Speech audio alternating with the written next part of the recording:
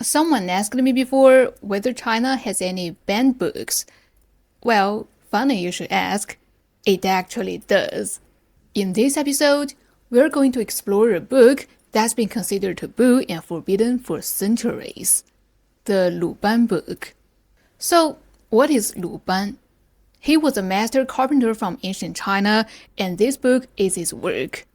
Now, you'd expected a carpenter's book to be all about woodworking, right? Well, the Luban book is divided into 3 parts. The first is pretty much what you'd expected, woodworking techniques and some feng shui tips to make a house more livable.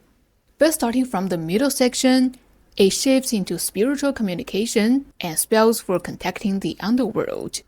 And by the time you reach the lower section, things get much darker. It's all about black magic, curses, and rituals meant to harm people. Now you're probably thinking, wait, why would a carpenter write about black magic? That's exactly what I wondered too. Turns out, back in ancient China, craftsmen were at the bottom of the social ladder. They got pushed around, underpaid, and disrespected all the time. So Luban decided to create these protective spells to help fellow craftsmen defend themselves. Sounds reasonable enough, right? But there are always those who are greedy. Soon, people began using these spells not just to protect themselves, but to hurt others. This created so much social chaos that authorities eventually had to step in and ban the book entirely. Now, the legends surrounding this book are absolutely wild, and they make it sound even more terrifying. Some people swear that the magic can only be used for protection, but others claim you must use it to hurt people. Because if you don't, the magic will turn on you instead. However, there's one belief that seems pretty common. Anyone who learns from the book will be cursed with one of the 5 misfortunes. You'll end up widowed, orphaned, childless, alone, or disabled. A steep price to pay for magical powers. I'll be honest with you, I don't know much about the Luban book beyond these stories. That's exactly why I decided to dig deeper. For this episode, I've collected real experiences and stories from Chinese netizens. Let's dive in together and see what secrets we can uncover.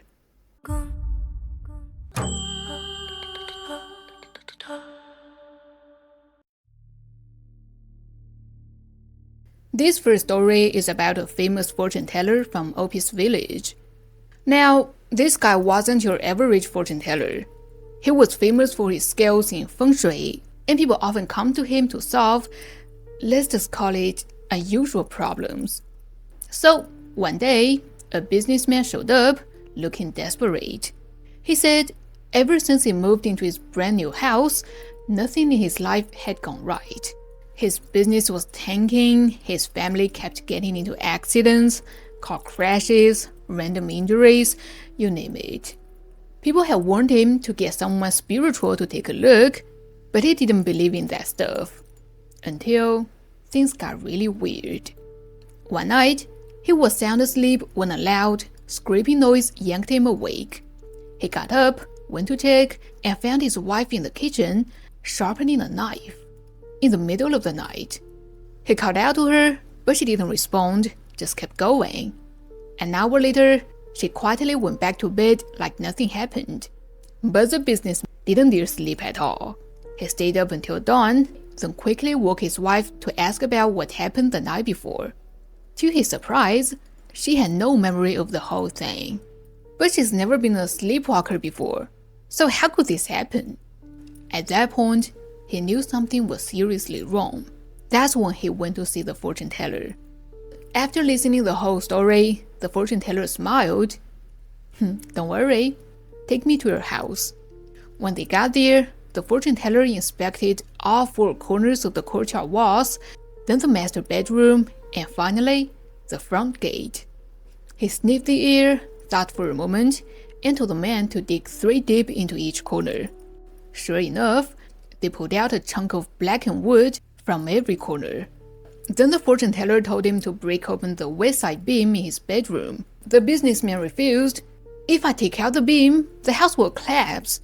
But the fortune teller insisted, "There's something in there. If you don't remove it, your problems won't go away." Reluctantly, the man agreed, and that only made the whole situation creepier. When they split the beam open, inside was a small wooden figurine holding a knife with a twisted, angry face. Meanwhile, the fortune teller dug into the stone wall by the front gate and pulled out the mummified remains of a black cat. The businessman was terrified.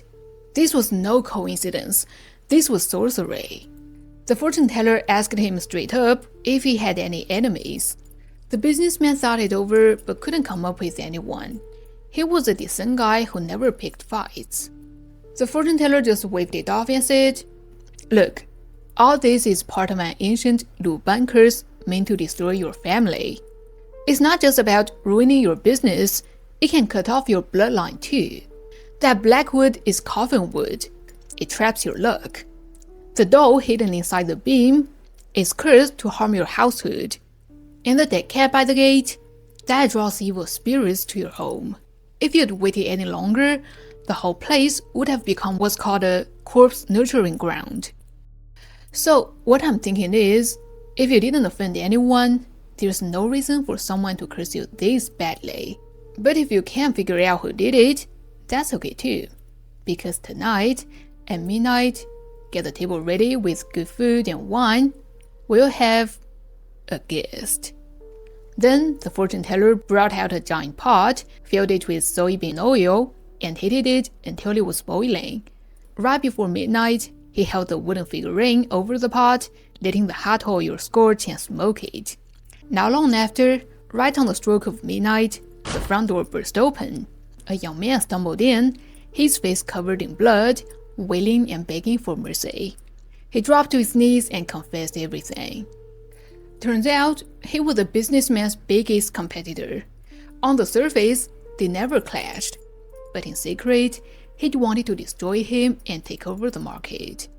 So, from the very start, when the businessman hired a carpenter to build his house, the young man had bribed the carpenter to set up this curse. In the end, the ritual was broken, and the curse backfired on the young man. To save his own life, he agreed to follow the fortune teller and learn the craft. After that, he vanished from the area and no one knows where he went. So, I've got a question. What about the carpenter who helped cast the curse? Does he get away unscathed? I think he should suffer the backlash too. Okay, this Soapy said there was this house in his village, always rented out, never once had anyone see the actual owner. Then one day, a carpenter named Luban bought the place. He cleaned it up, moved in with his son and daughter-in-law. The neighbors couldn't believe it. They all said, "Where did this guy get the guts to buy that house?" Because there was a story about this house, a really dark one. Back in 1940s, the original owner was a middle-aged man named Mr. Feng. Luckily, he'd made a fortune in business, and in his excitement, he decided to renovate the house. But this man had a really bad reputation. Bossy, arrogant, and stingy to the core. He treated the carpenters like dirt, even feeding them scraps, like wilted grains, coerced grains. Now, carpenters do hard physical work. You can't expect them to live off rabbit food. Over time, the craftsman couldn't take it anymore and started speaking up, asking for better meals. But he refused, and even threatened to withhold their pay if they complained again. Seeing how stingy and unfriendly he was, the carpenters didn't dare cause any trouble. Finally, it came to the most important step, installing the main beam. According to local tradition, the employer is supposed to treat the craftsmen to a good meal and even give them a bonus, partly to thank them for their hard work and partly to encourage them to be extra careful during installation, since any mistake could affect the fortune of the entire household. But Mr. Feng, he gave them nothing, still the same boiled vegetables. Even so, the carpenters didn't argue. They put up the beam and finished the job. Thinking they were easy to push around, Mr. Feng decided to take advantage of them. he underpaid them.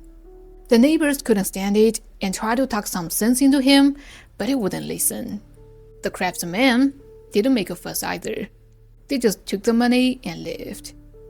Soon, they moved in, but not long after, tragedy struck one after another. First, his wife fell gravely ill and died within a month. Then, his young son drowned in a reservoir.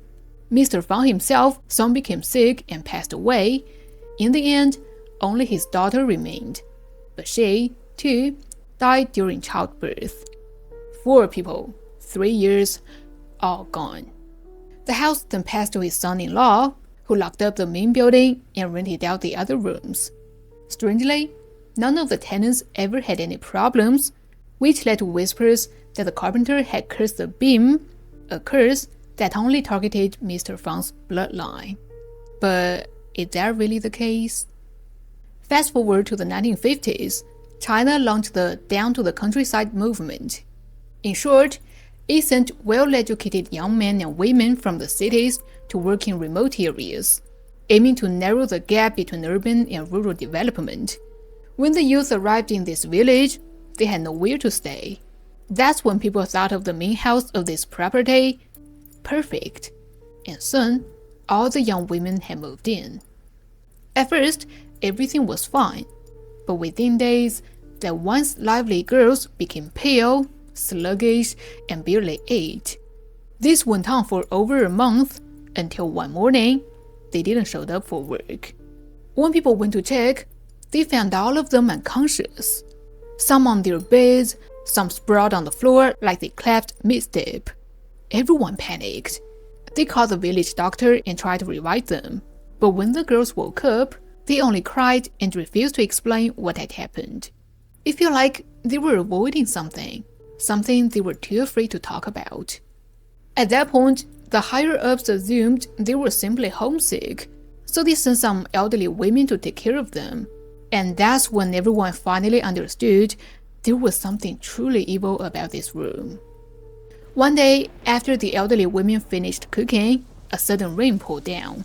With no way to leave, they decided to stay the night. They went to bed early. With the sound of the rain in the background, Grandma slowly drifted off to sleep. Suddenly, she heard faint footsteps inside the house, which jolted her wide awake.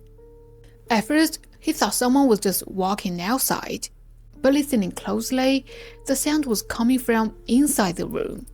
Who could have been messing around at this hour? She'd opened her eyes and froze. Standing at the foot of the girl's bed was a pitch-black figure, its shape vaguely human, but with no visible features. It was moving from bed to bed, counting heads again and again. By the final count, it seemed to grow impatient, then suddenly grabbed the girl sleeping at the edge of the bed. That girl, as if under a spell, rose in a daze, walked out of the room, and came back with a kitchen knife.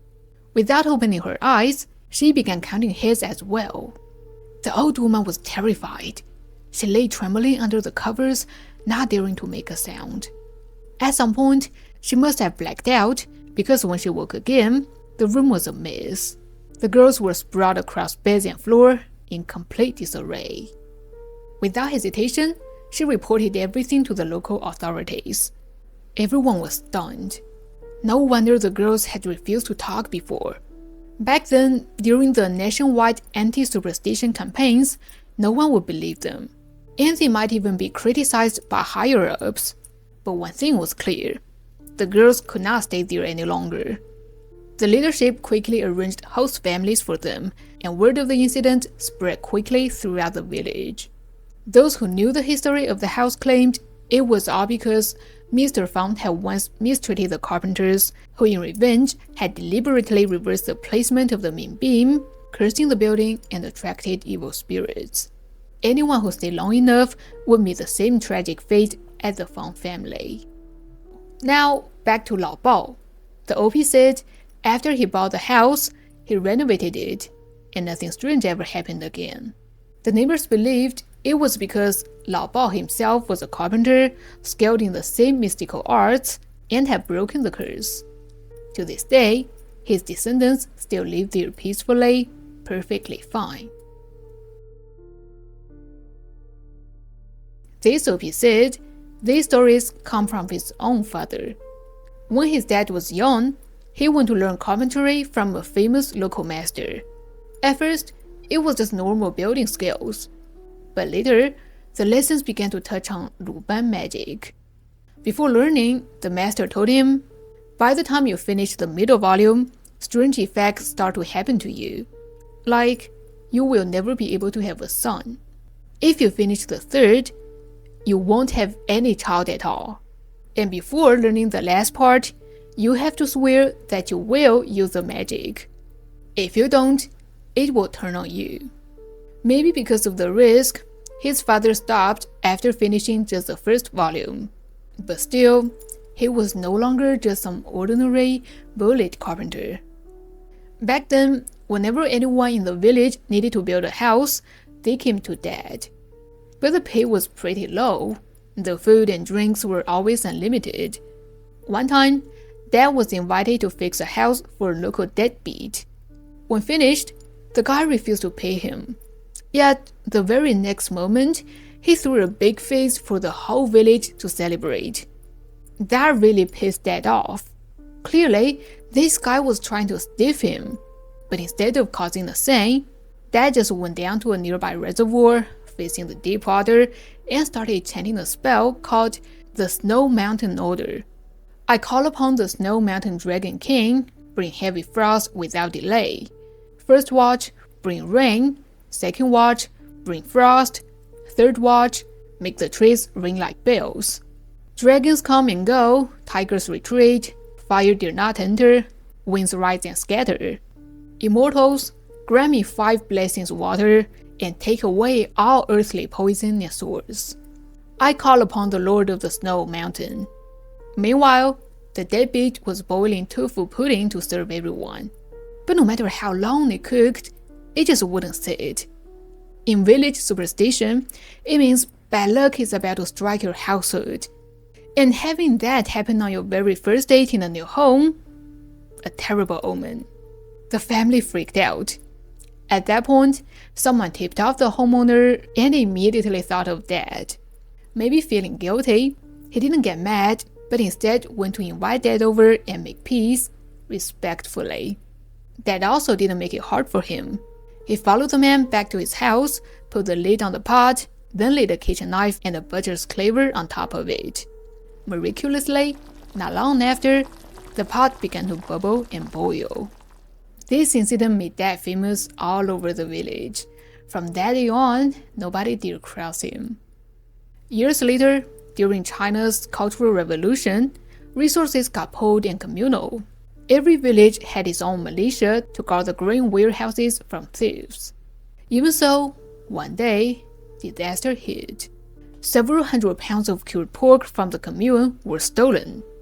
We're talking hundreds of pounds, probably the village's entire year's supply of meat. This made the whole village in an uproar. Quickly, they searched every house. Nothing. Not even the ropes used to hang the meat. Should they call the police? No way. It was about the village's reputation. They couldn't afford that kind of shame. With no other options, the village chief secretly asked my dad for help. It was a pitch-black night. Dad brought over a 3-year-old kid and a bowl of water in the yard. He chanted quietly over the water and waved his hands, making strange gestures in his palm, then pulled out a piece of white paper and recited, "Radiant did well, full and never winning. Clear, deep vision, made the divine gate open. Before me stand the noble one, with crown of jade and feather robes, send down your spirit, guide me to my return." Then he covered the kid's eyes with his hands and asked him to draw what he saw. Very quickly, on the paper appeared a cave on the mountain, and inside, piles of something. The chief rushed down with a search party and, sure enough, all the stolen pork was there. As a thank you, the chief personally sent a chunk of meat to Dad, but some bad luck came too. Dad's brother suddenly hanged himself that year, and no one knew the reason until now. Some say it was because he used a forbidden spell, one he wasn't worthy to use. But from then on, he never touched Luban magic again. Friends, I looked up some encyclopedia entries on Luban book and found that its range of applications is surprisingly vast. As you can see in the picture, the sections in the middle and final volumes mention all kinds of techniques. Based on that, I'll make a bold guess here. The cornerstone placement ritual for a house building might correspond to the first story. The beam raising evil repelling ritual could be the second, and the cooking rice and meat that won't cook ritual should be the last one. Also, the snow mountain command and the palm-sized circular light ritual match the third story. Of course, this is just my guess. If anyone in the comments actually knows about this, please enlighten us and broaden our horizons. When it comes to carpenters knowing magic, I absolutely have no doubt about it. Because my great-grandfather used to be a carpenter. My dad once told me back in the day, my great-grandfather was one of the most renowned carpenters in the village. When he was in his 70s, he even made his own coffin and placed it right in the front porch. My dad said whenever he and the other kids visited, they would squeeze their eyes shut and sprint past the porch because it was just too creepy. The coffin was pitch black, carved with patterns, squatting there at the doorway like some predators lying in wait. And according to my dad, even the location of our family's burial ground was chosen by my great-grandfather himself. He picked the spot, checked the feng shui, and made the decision all on his own. When I heard this, I was like, wow, that's kind of badass. Alright, that's all for today's episode. If there's any Chinese cultural story you'd like to hear, feel free to leave it in the comments. I'll do my best to dig up real folk tales for you. That's it for now. See you next time. Bye bye.